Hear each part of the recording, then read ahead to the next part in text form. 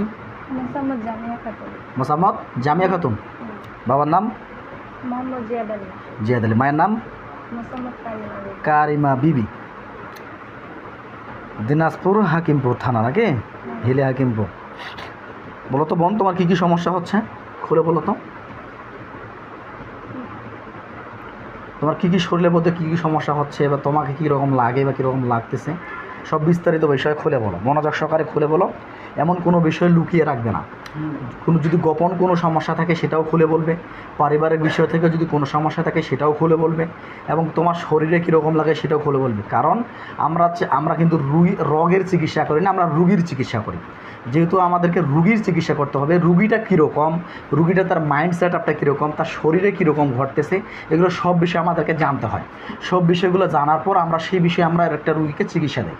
চিকিৎসা দিলে তখন আলহামদুলিল্লাহ রুগীগুলো ধীরে ধীরে নিজেকে নর্মালের পথে নিয়ে আসতে পারে, নিজেকে কন্ট্রোল করার নিয়ে আসতে পারে। শিফা দেওয়ার মালিক হচ্ছেন আল্লাহ তাআলা, সুস্থ করার মালিক হচ্ছেন আল্লাহ তাআলা।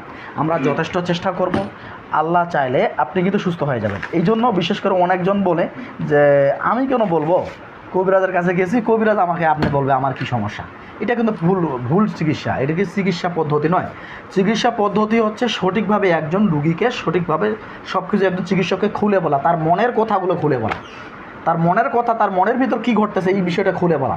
যখন ওই মনের কথাটা খুলে বলা হবে তখন ওই বিষয়ে একজন চিকিৎসক সঠিকভাবে চিকিৎসা দেবে। ঠিক আছে?